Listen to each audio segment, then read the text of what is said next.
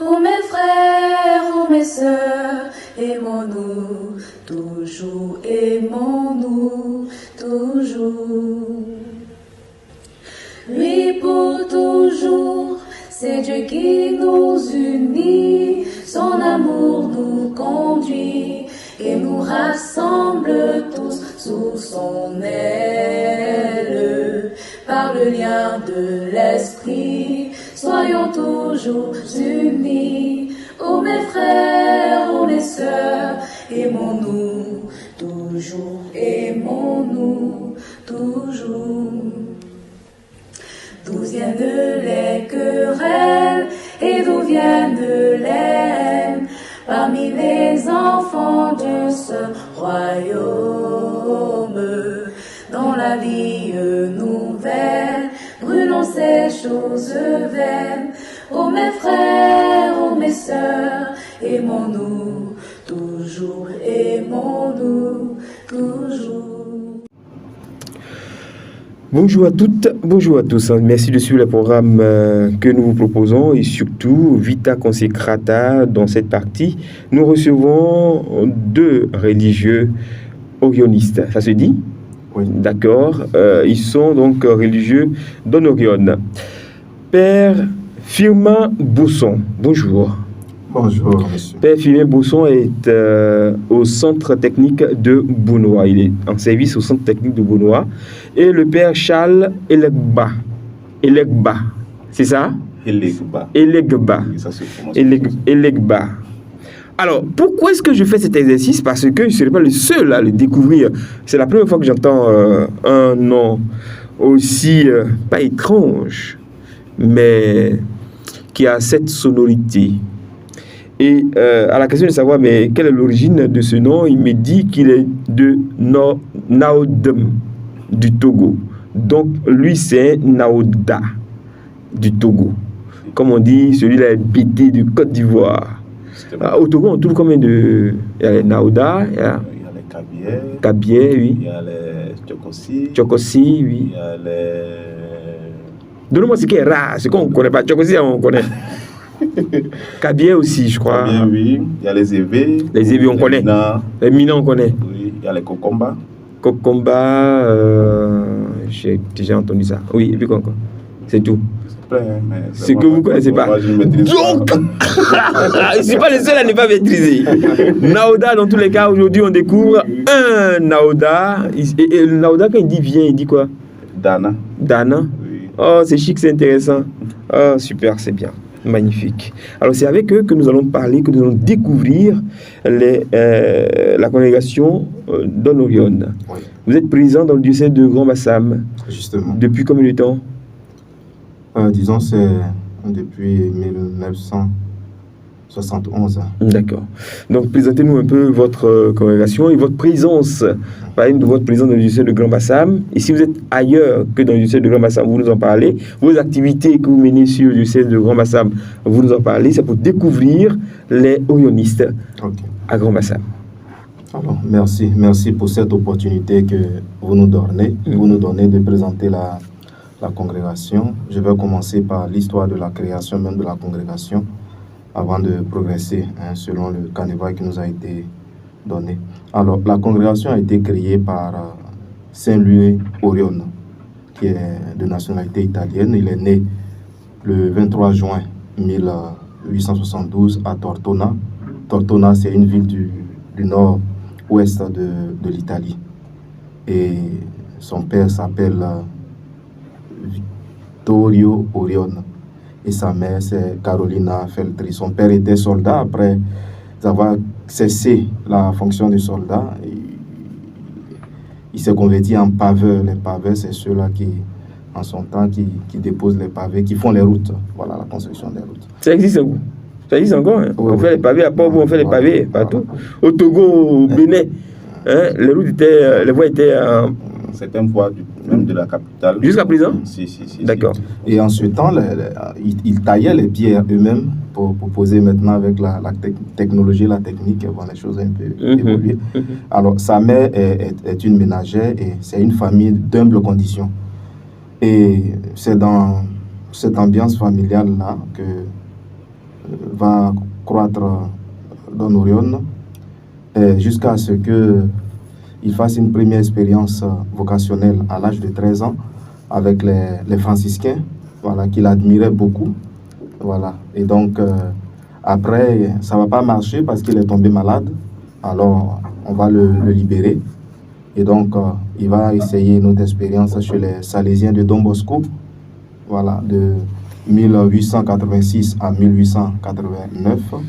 Et après quoi, il va terminer dans le diocèse de Tortona, où il va recevoir l'habit clérical. Donc, c'est précisément, il va rentrer dans le diocèse le 16 octobre 1889.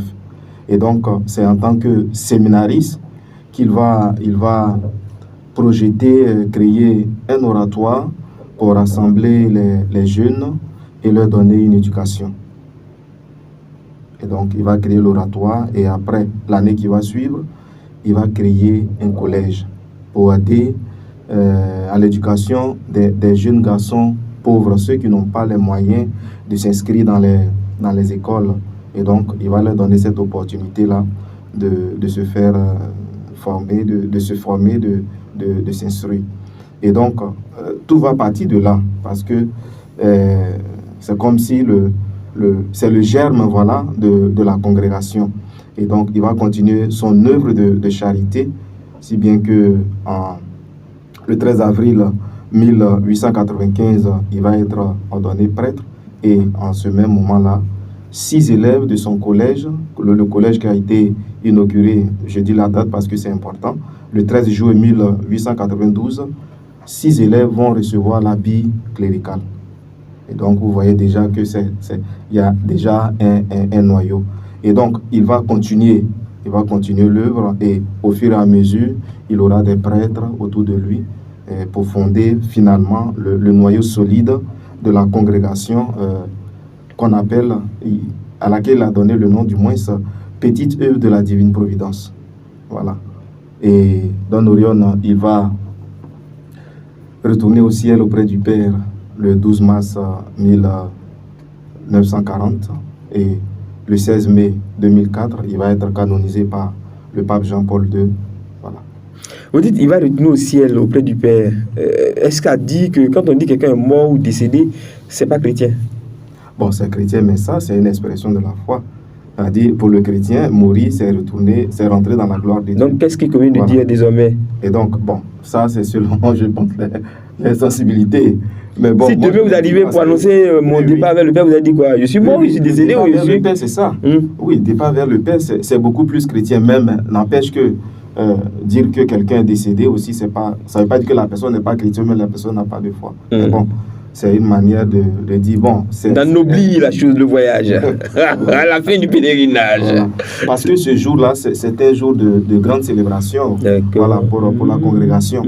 Et donc, ça dit, on célèbre le fondateur, on fête le retour auprès de Dieu du tout fondateur. Voilà donc quelque chose qui est dit sur l'histoire de la congrégation. Je ne sais pas si le Père va ajouter. Je passe. D'accord. Bon, il n'a qu'à le dire à Naouda. Non, il ne peut pas passer, ce gars. Il ne peut pas passer. On a demain compliqué ma carte. Je ne peux pas me lancer. D'accord. Et alors, ensuite donc, je pourrais continuer avec l'implantation dans le diocèse. Alors, l'idée va venir en 1969, au 6e chapitre général, où on va projeter, le chapitre va projeter d'implanter la congrégation en Afrique. Et donc, il y a un des pères qui va se porter volontaire pour faire cette expérience, le père Angelo Mouniaï. Et donc, en 1970, il va venir en Côte d'Ivoire et il sera accueilli par les pères stigmatins dans la région d'Aboisseau pour rester avec eux, pour prendre connaissance du terrain pastoral et tout ça. Et en 71, il va être présenté à Monseigneur, l'archevêque Bernard Iago, accompagné du père Alberto Fontana, qui est un père stigmatin. Et au cours de cette rencontre, l'archevêque va exprimer le désir de voir la congrégation venir aider à la paroisse Saint-Pierre-Claver à Beaunois. Et aussi de créer une école professionnelle. Alors donc, il va faire le retour et dans la même année, en 71, début 71 du moins, la congrégation va permettre, voilà, va accueillir favorablement cette demande. Et donc, en janvier 71, il va avoir l'autorisation de venir pour cette mission. Donc, il va venir et il va s'installer à la paroisse. Et donc, disons que c'est en 71 que vraiment la congrégation Don Orion va s'implanter dans le diocèse à partir de la paroisse Saint-Pierre-Claver. Il sera curé de 1971 à 1979.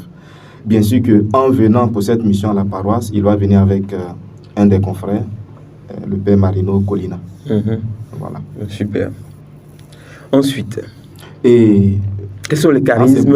Oui, le charisme, avant de passer le relais, en s'implantant, c'est une semence qui a été mise en terre, la semence orioniste. Ça va produire des fruits au niveau de la vocation. Et le premier fruit, que ce soit au niveau de la Côte d'Ivoire, mais aussi au niveau des pays limitrophes, le premier fruit, c'est Monseigneur Raymond Awa. C'est lui le premier. Ah, il est orioniste. Justement. Ah, il est le premier prêtre orioniste. Et après lui, il y a eu... premier prêtre orioniste? Oui, en Afrique. Non. Oui. Ça surprend, mais c'est ça. Alors, c'est une bonne découverte. Ah, nous comprenons. Élevé au rang d'évêque. Voilà. C'est une grâce pour l'Église et pour la congrégation. Et donc, après lui, il y a eu le frère Jean-Clément Somda, qui est du Burkina. Il y a eu le père Asamoah Pierre, qui est de la Côte d'Ivoire.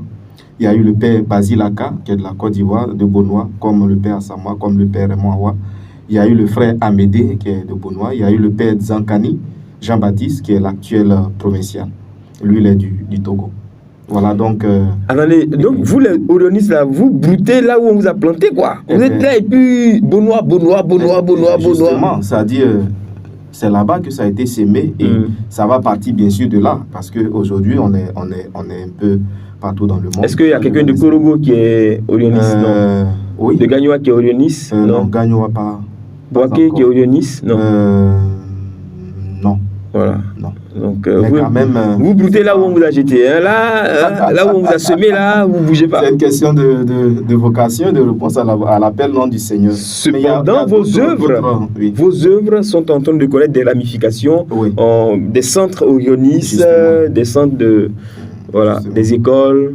Il y a des nationalités, il y a des Togolais, il y a des Béninois, il y a... Voilà. Comme il y a un Togolais qui est là, on répète encore Togolais, Togolais, voilà, deux fois. C'est ça. Okay. Super, voilà. C'est bien. Et donc maintenant, je laisse la parole au père pour parler du charisme et de la spiritualité. Avant d'aborder ce point du charisme et de la spiritualité, tiens à ajouter ceci. Après l'implantation à Beaunois, précisément en Côte d'Ivoire, la congrégation s'est étendue à la sous-région, dont le Togo, le Burkina Faso, puis le Bénin actuellement. Et même une nouvelle mission au Cameroun. Mais vous avez jeté votre dévolu au Cameroun. Hey, vous êtes foutu, vous cassez vos pieds là-bas. On donne quand il faut les casse les pieds, les yeux déjà et puis il repart. Et nous sommes aussi à Madagascar, à Madagascar. Nous sommes là-bas. Et Mozambique également, nous y sommes. Et il y a des projets d'ouverture d'autres missions ailleurs. D'accord. Super. Charisme et spiritualité. Alors, en ce qui concerne le charisme de notre congrégation, souvent, malheureusement, on a la tendance à dire qu'il est global et on ne peut pas le cerner. Et au fond, c'est une erreur qu'on commet en le disant, le charisme, il est propre à nous. Et, oui, il est propre et on doit le maîtriser. Donnez votre charisme d'abord, on va voir si je vais apprécier comme les autres. Notre congrégation a pour la mission spéciale est dans l'église, l'évangélisation et la promotion humaine des pauvres en particulier, dans le but ultime d'unir toujours les peuples au vicaire du Christ. Franchement, c'est vaste. Justement. C'est ça qui fait la complicité et complexité. La complexité, mais en même temps aussi la beauté. La beauté. Où est la beauté dans ça? Où est la beauté dans ça là? Nous allons développer. Allez-y, je suis là pour vous aujourd'hui là. Notre congrégation s'est donnée pour mission d'être à la disposition de l'Église tout entière selon les besoins qui se présentent dans le temps et l'espace, en proposant nos moyens et notre disponibilité. Quels moyens vous proposez? Humaine d'abord, et maintenant le matériel, les biens que nous avons, rentrent toujours dans le service de l'Église. Et donc, à tout endroit où il y a besoin, l'orioniste est invité à rentrer dans les désirs de l'évêque, qui est d'abord, comment l'appelle-t-on, pas substitut, mais le représentant du pape, du vicaire du Christ, le pape. Et le vicaire du Christ, pour nous, c'est vraiment le doux Christ sur la terre. Attendez, vous avez poussé ça par cœur avant de venir ici, vous tombez. On a été formés. Les mots là, et qui fait même la respiration, ça sort de la bouche de l'autre. Il n'y avait pas un qui va dire non, on ne dit pas ça. Ah, ça, c'est bien ça. Bon, c'est ça qui fait. Et nous embrassons toute pauvreté. Toute pauvreté. Et quand le Père a présenté, on a commencé par une école à Benoît. Puis la paroisse est venue comme lieu de pastoral. Et aussi le centre médical est arrivé. Le sanctuaire a vu le jour. Et il y a d'autres projets aussi, comme les maisons d'accueil des personnes handicapées vivant avec un handicap. Et tout ce temps. Quand on voit Centre Don Orion, école Don Orion, c'est pas vous, hein? Oui, c'est les œuvres de la congrégation. On demande votre permission avant d'utiliser ou ce sont les œuvres de la congrégation? C'est les œuvres de la congrégation, mais mis au service de la population. D'accord. À l'hôpital, les malades, voilà. Et au centre technique, bon, c'est pour former les jeunes au métier, voilà, pour leur assurer un avenir meilleur. D'accord. On poursuit? Oui. Notre découverte. Bon, la spiritualité, étant donné que le charisme est un peu complexe pour ceux qui entendent, mais la spiritualité, elle se ramifie dans tous les domaines de la vie humaine. Encore? Si. Et nous nous sentons dans le Christ, Fils du Père Céleste, et nous nous abandonnons par la foi à son amoureuse providence. Ça veut dire que pour nous, la providence a une place très importante dans nos actions. Et tout comme le Christ le dit souvent, c'est toujours faire la volonté du Père. Et faire la volonté du Père, c'est s'abandonner à sa grâce. Donc, unis au Christ. Unis au Christ. Et aussi, comme tout part du Christ, nous nous unissons aussi à sa souffrance. Donc, sur sa croix, il a sauvé l'humanité. Donc, le Christ crucifié, pour nous, reste le modèle de tout abandon. Et notons que notre congrégation a vu le jour un vendredi saint, au pied de la croix. Comment vous y fait? Bon, notre fondateur, vraiment, il ne peut pas dire qu'il est terrible, mais il est mystique. Et ce choix émane de son attachement à la question de la foi et surtout de la prière. C'est surtout ce que je peux relever. Et au pied de la croix, il y avait la Vierge Marie. Et donc la Vierge Marie, pour nous, est la céleste fondatrice. Elle est celle qui est pour nous le modèle à la suite du Christ. Et à la croix, au pied de la croix, elle était restée avec Jean et sa sœur Marie. Et voilà notre attachement un peu et choses. Et aussi, l'Église pour nous, l'Église,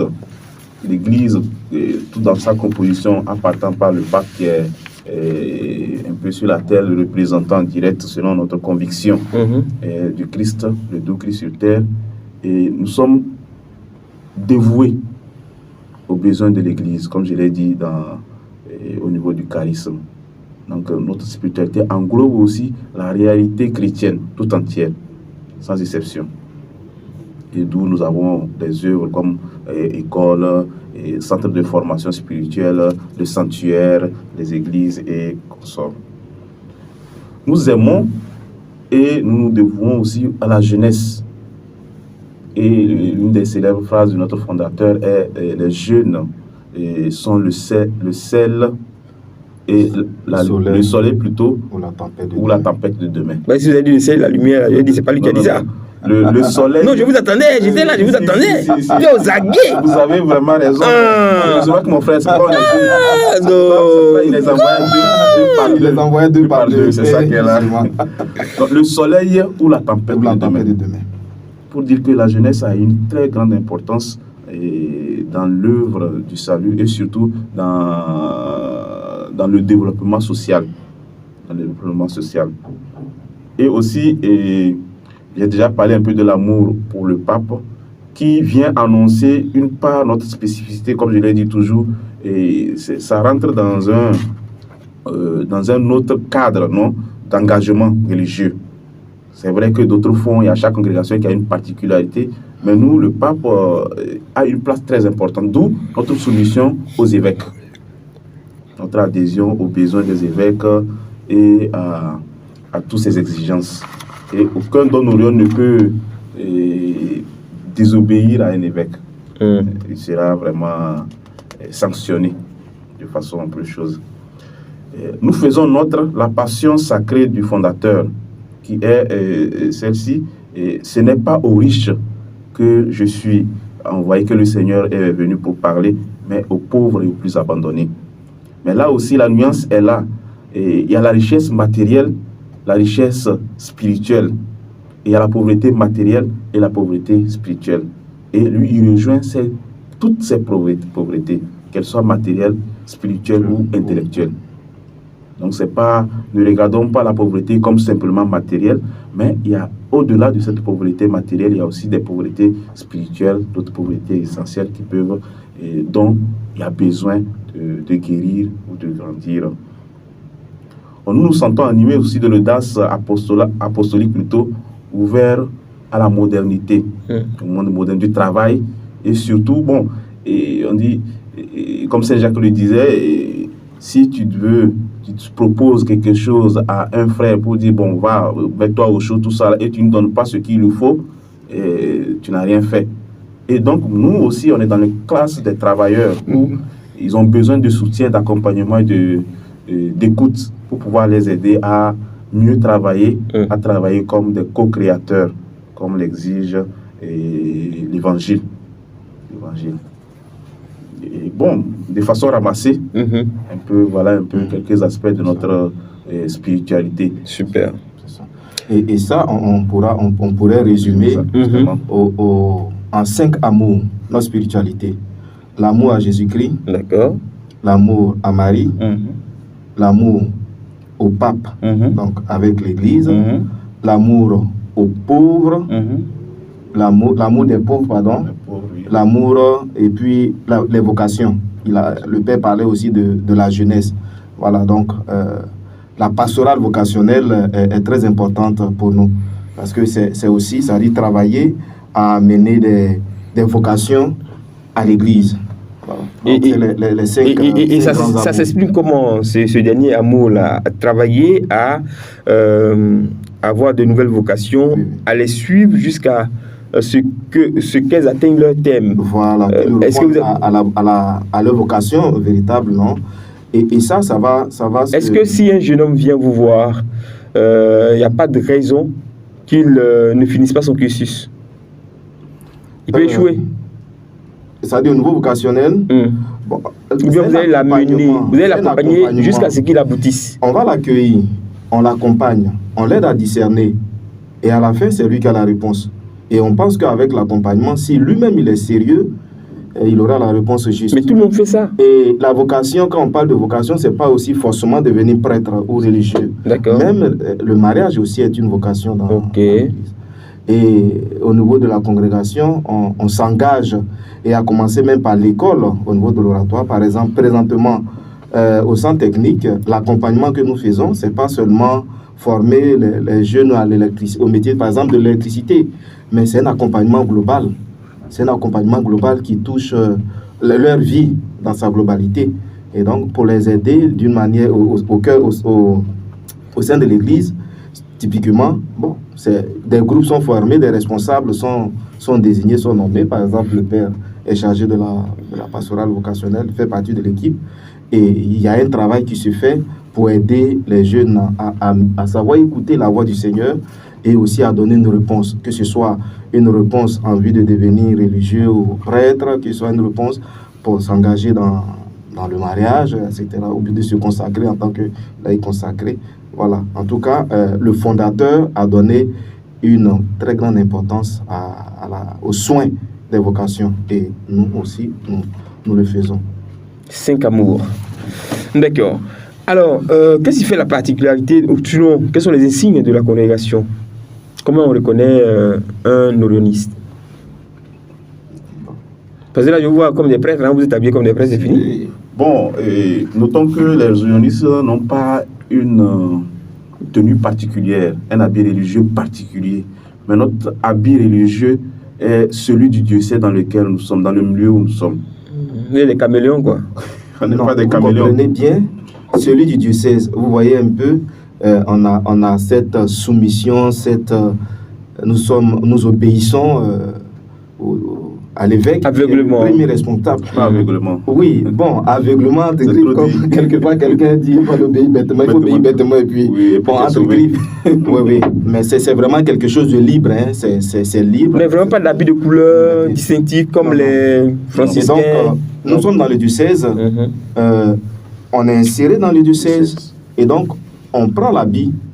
Comme des diocésains sans être des diocésains. Voilà, c'est cela. Voilà, il est en soutane, je suis en soutane. Oui, c'est ce que j'ai remarqué. Et voilà, on dirait des diocésains, alors que vous n'êtes pas des diocésains, vous êtes des missionnaires. Voilà. Et vous allez arriver peut-être dans un autre pays, si le clergé diocésain a peut-être un autre type d'habit religieux, par exemple. Alors eux, ils vont porter ça. Oui. Après, au Cameroun, vous avez changé. Oui, on le fera très bien. Et avec grande joie. Pourquoi vous dites avec joie? C'est quoi? La joie fait quoi dans votre affaire?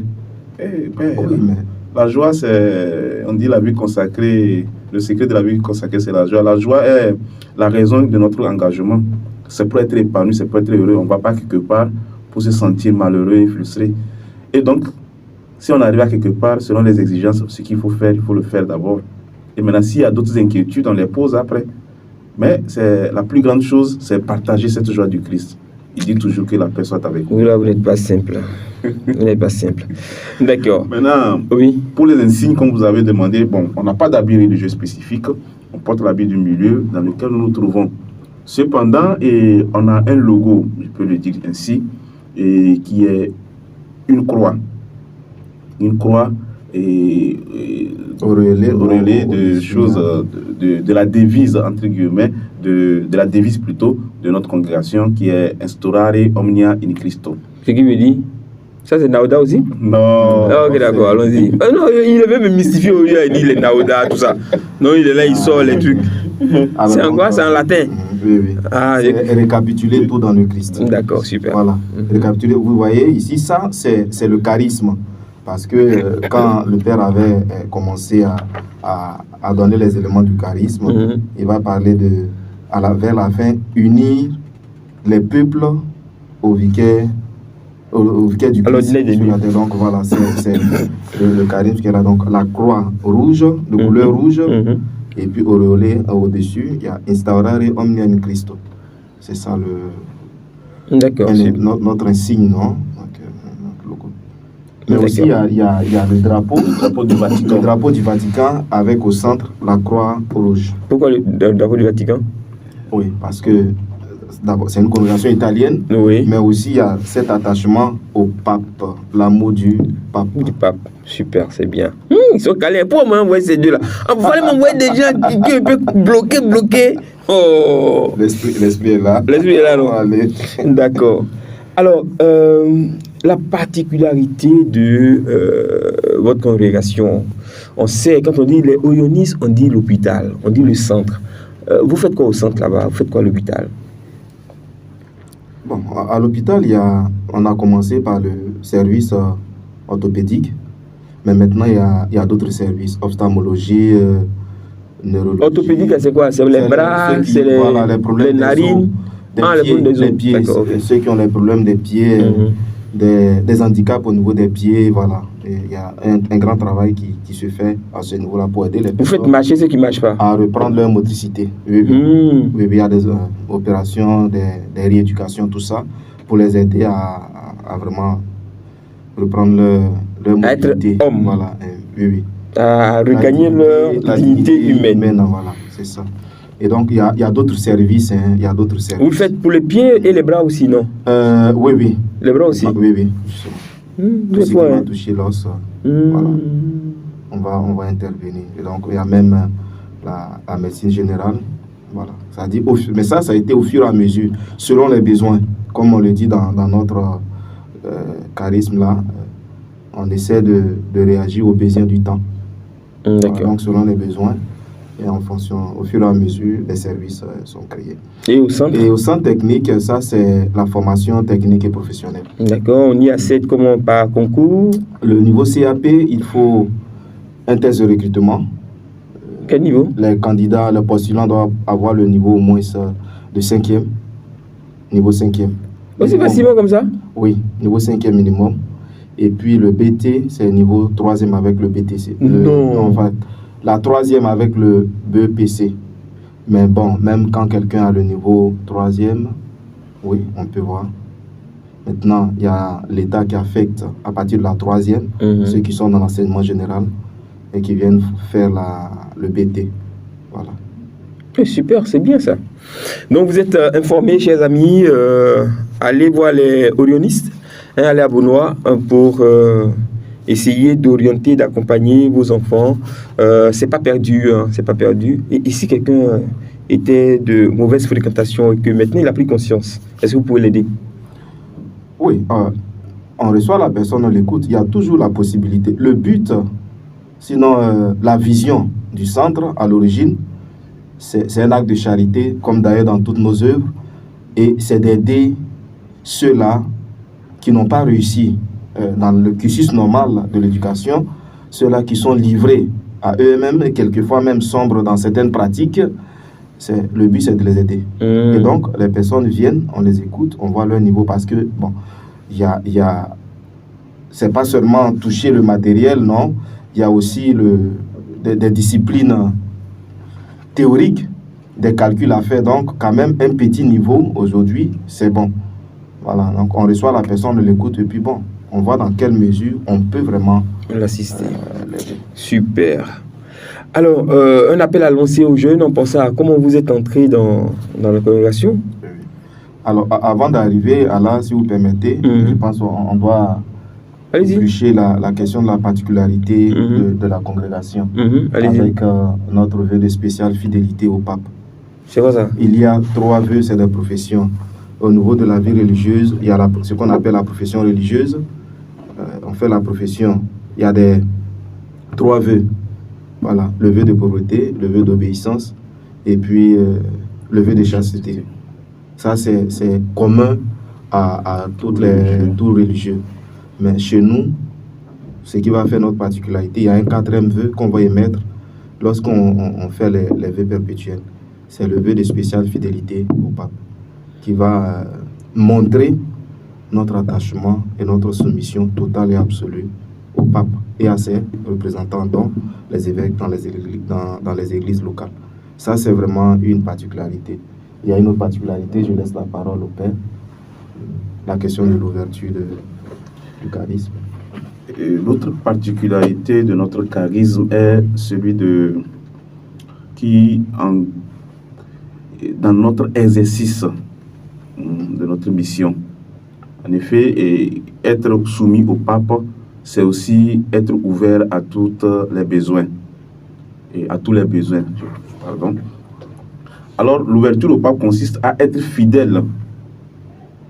À être fidèle au pape avec une communion entière. Et si nous nous souvenons bien, l'action du pape quand il est venu à demander auprès de sortie des sacristies. Et ça, c'est quelque chose que notre fondateur prônait dès le début, depuis qu'il a commencé. Ça veut dire quoi, sortie de vos sacristies? Actuellement, on est assis dans un studio bien climatisé, bien climé, et que, bon, il y a d'autres besoins qui sont dehors où nous pouvons aussi donner notre disponibilité et notre temps. Au lieu de laisser cloîtrer, il faut aller vers les besoins et rejoindre le pauvre là où il est, mieux l'aider. Parce que de ma position ici, je ne sais pas ce qui se passe exactement. Ça fait que c'est des choses qu'on me rapporte peut-être. Mais il faut toucher le besoin, le mal, toucher la personne, cette pauvreté, pour mieux se rendre disponible à aider. Aussi, il y a un amour, n'est-ce pas? L'amour et l'adhésion aux évêques, comme je l'ai toujours. La beauté, c'est ça. C'est-à-dire que c'est pas qu'il décide et il fait. Non. C'est là où besoin. Pas au Cameroun, on a été invité. Au Bénin, quand on est parti, c'est l'évêque qui nous a demandé de venir gérer une école. En Côte d'Ivoire, on n'a pas été invité. Hein. Vous m'avez dit que c'est un prêtre qui est allé en mission. Parce que ça a été décidé en état. Donc, vous voyez que c'est les besoins des évêques, les besoins de l'Église universelle, d'une part, qui nous poussent à aller. Et ça fait vraiment une particularité. Tout comme les autres congrégations, mais nous, le travail que nous faisons est particulier aussi. Comme on a exprimé la joie. Et puis, ils s'aiment trop, hein, les orionistes là. Depuis les soleils, ils se lèvent, même les belles couvertures. Donc, si elle savait, elle allait devenir orioniste, ça allait fini. Quoi? Premier évêque orioniste de Côte d'Ivoire. Don Orion. Ils l'ont tué, c'est fini. Le but ultime, c'est d'envoyer toutes les âmes au Christ. Toutes les âmes. C'est ce que je peux dire.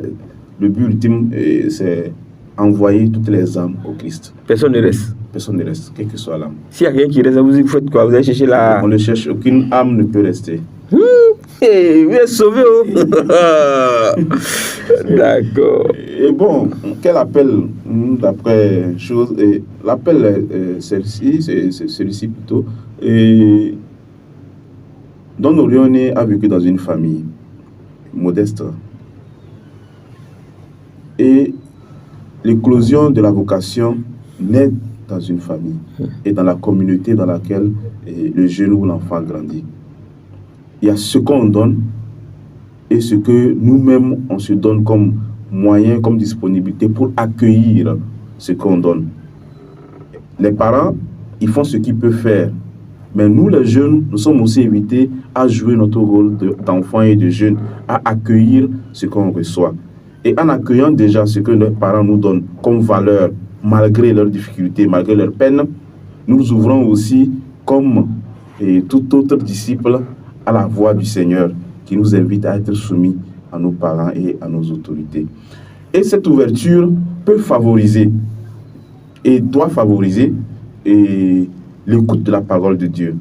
Et tout jeune, et nous, pour nous chrétiens, et la parole de Dieu, et surtout les enseignements de l'Église, nous permet de sortir de nous-mêmes pour montrer à quel point le Seigneur nous aime et il veut notre réussite. Alors, on ne peut pas dire venez devenir tous Don Orion, mais que chacun découvre ce dont il est plus favorable, ou bien ce dont l'appel qu'il reçoit à travers ce qu'il fait comme activité, comme vie, et mieux le faire à travers la joie qu'il met dans son travail, la disponibilité, l'honnêteté, la sincérité, pour ne pas tomber dans le phénomène de bon, on va faire comment? On est déjà dedans, la vie est ainsi faite, ça appartient à ceux qui sont violents ou à ceux qui sont plus rusés. Non. Mais il y a une ouverture à l'écoute. Et donc, nous avons besoin d'être accompagnés. Et l'accompagnement se fait avec une personne estimée, un prêtre, un tonton du quartier qui a des valeurs et on peut les connaître et on peut les nommer dans nos communautés et demander un soutien particulier dans la prière. C'est vrai, il y a des choses qui nous éloignent, mais recentrons notre vie sur ce que nous désirons être demain. Et cela, on a besoin d'être écouté, accompagné par des gens formés dans ce domaine, des gens qui sont prêts à donner leur temps Et donc, nous, quand passer dans les communautés, dans les églises, surtout dans l'église catholique, il y a la congrégation qui sont là aussi, le diocèse qui est là, les marianistes, ils sont dans les salésiens aussi, ils sont dedans, pour dire qu'il n'y a pas d'exclusivité. Tout le monde doit s'impliquer dans son éducation. Ce n'est pas seulement les parents, mais le jeune lui-même. Et moi, c'est ce que je dis, que nous jeunes, nous prenons conscience que notre avenir nous appartient et nous devons nous faire accompagner par des gens experts à la matière. Je ne sais pas si le Père Firmin a quelque chose à ajouter à ce sujet. Bon, juste, merci mon Père. Juste pour dire aux jeunes que le Christ n'est pas contre les jeunes, le Christ n'est ni contre la jeunesse. De plus en plus, on remarque qu'il y a une certaine sorte de délaissement, d'abandon de la foi. On essaie d'éviter l'église après le baptême, après les sacrements. Quelquefois, on retourne dans des groupes, on a une autre vie. On a tellement de projets. Bon, est-ce que le Christ peut nous aider? Il y a trop de lois par-ci, par-là. Non, le Christ n'est pas contre la jeunesse. Au contraire, avec le Christ, on arrive à bien cadrer sa vie. Et donc, comme appel, on a dit de vivre cette jeunesse aux jeunes, de vivre cette jeunesse avec le Christ. Et de ne pas essayer d'occulter la voix du Christ qui les appelle au plus profond d'eux-mêmes, dans leur cœur, de se laisser séduire et de répondre avec, bien sûr, par le discernement, par l'accompagnement à cet appel-là, pour servir dans l'Église, mais pour servir dans le monde au nom du Christ. Est-ce que vous passez par le séminaire aussi? Et vous laissez former ce que dans votre congrégation?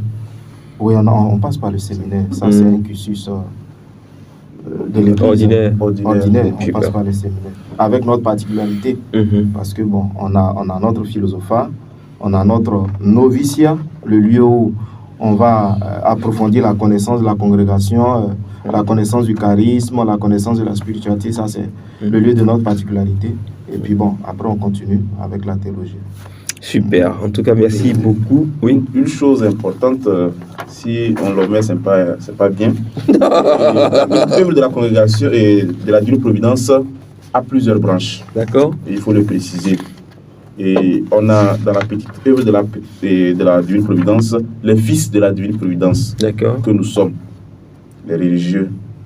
Et fils de la Divine Providence, il y a les prêtres, il y a les frères et il y a les ermites. Donc chez nous, tu peux venir et choisir de devenir frère religieux. La seule chose qui nous différencie est que l'autre peut célébrer la messe, ordonné prêtre, mais toi tu ne peux pas. Mais vous avez les mêmes droits. Il y a cet aspect. Il y a aussi les sœurs chez nous, les petites sœurs missionnaires de la charité. Non, vous exagérez. Elles font partie de la grande famille orioniste. Et en Côte d'Ivoire, elles n'existent pas. Elles sont là. Elles étaient là dans le diocèse de Grand Bassam ici, mais après elles sont déplacées vers Abobo, Grand Bassam, Anyama. Anyama et Abidjan. Abidjan, disons. Abidjan. Donc on a les sœurs. On a aussi l'Institut séculier, communément appelé USO. Ça, c'est des laïcs consacrés. Mais avant les USO, on a les sacramentines, c'est des non-voyantes adoratrices qui se consacrent à la parce qu'elles sont non-voyantes, ou bien qu'elles font leur prestation de vœux, on baisse leurs yeux et puis elles sont sacramentines. Elles sont pas non-voyantes, mais qui ont des difficultés. Donc ça dit non-voyante ou malvoyante en fait. Oui, d'accord. Voilà, bon, quelque part ça pourrait être un handicap qui peut empêcher quelqu'un vraiment de se consacrer à Jésus dans une congrégation.